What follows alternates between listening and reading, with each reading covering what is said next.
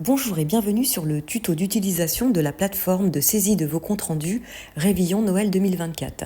Tout d'abord, vous avez reçu un lien de la part d'Alcorep pour accéder au compte rendu avec vos identifiants et votre mot de passe. Vous allez tout d'abord cliquer sur ce lien et vous allez arriver sur notre plateforme.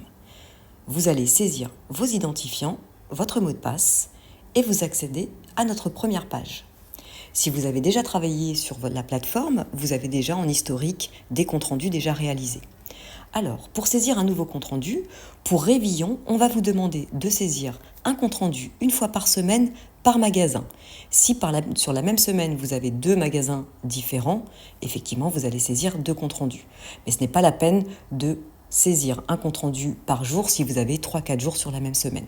Saisissez un seul compte rendu. Donc première chose, vous allez cliquer sur Arriver magasin.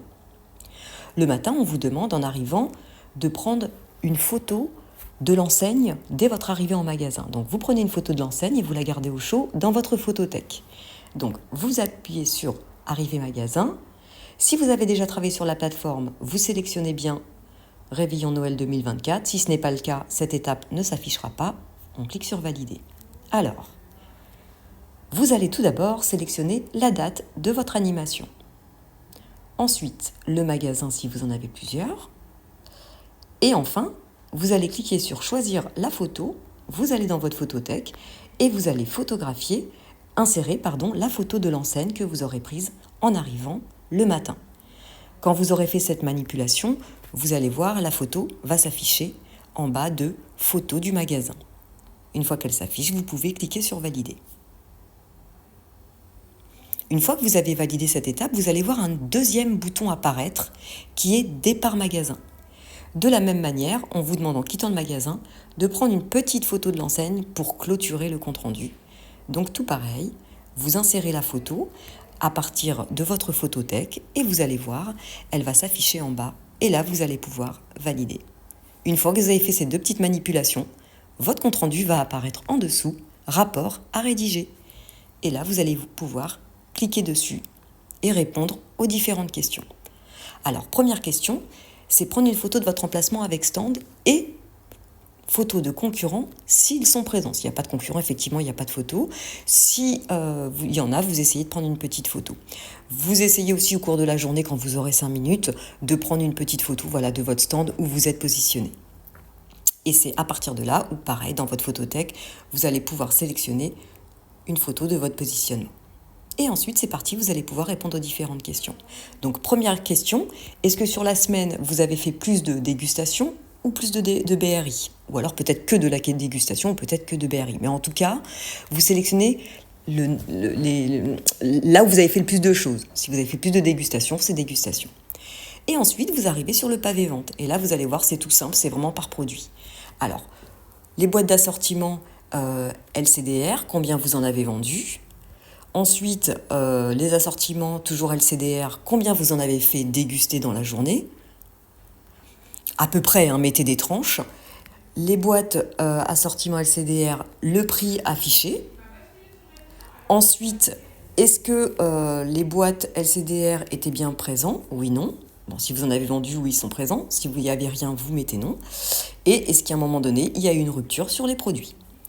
Et ainsi de suite, vous allez voir, à chaque fois, c'est les mêmes questions pour les produits. Papillote quiz pareil, vente, dégustation, prix, présence et rupture. Papillote féerique de la même manière.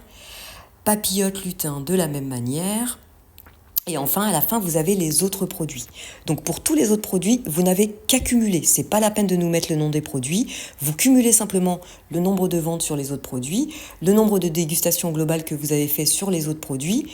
Si vous avez pu noter les prix d'achat, vous nous en mettez quelques-uns, ou même ça peut être qu'un seul selon les produits. Et ensuite, est-ce qu'il y avait d'autres produits de présent? Oui, non. Est-ce qu'il y a eu des ruptures sur les autres produits? Ensuite, vous arrivez sur la pavée impact sur les ventes.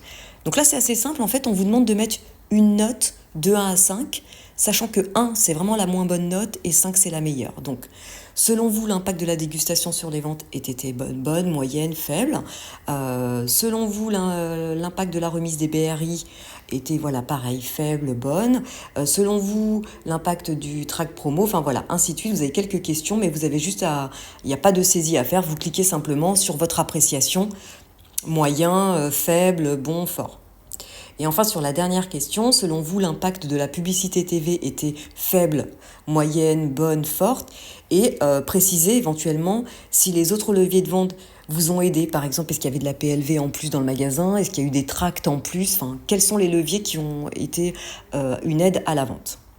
À l'inverse, vous avez exactement le même pavé, mais cette fois-ci sur les freins à la vente, sachant que 1 toujours est la moins bonne note et 5 est la meilleure note. Par exemple, selon vous, le manque de fréquentation a été un frein à la vente? Non, pas du tout. Oui, tout à fait, effectivement, complètement, ça a été un frein à la vente. Selon vous, la présence d'animation concurrente, est-ce que ça a été un frein à la vente? Oui, non, ainsi de suite. Voilà, vous avez vraiment toute la partie sur les freins à la vente. Donc c'est assez rapide, hein, vous avez vraiment qu'à cocher les notes. Ensuite, pareil, présence concurrence sur le magasin. Est-ce qu'il y avait de la concurrence?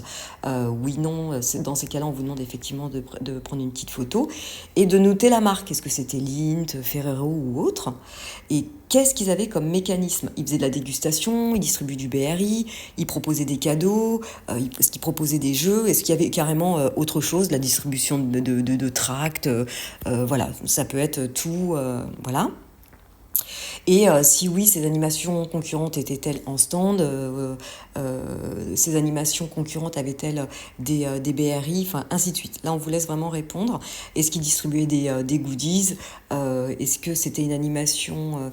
Est-ce qu'ils avaient d'autres produits? Et dans ces cas-là, on vous laisse saisir s'il y avait autre chose pour les aider. Et n'hésitez pas à mettre OK si vous avez ajouté des photos de la concurrence.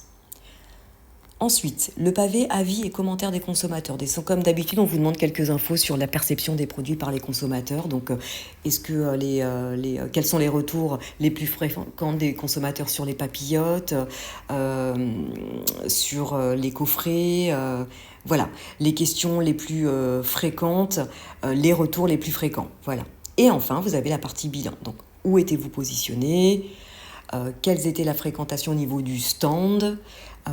Si faible, pourquoi? Est-ce que peut-être c'était une journée où il y avait moins de fréquentation sur le magasin? Est-ce que c'était pas dans des vacances scolaires?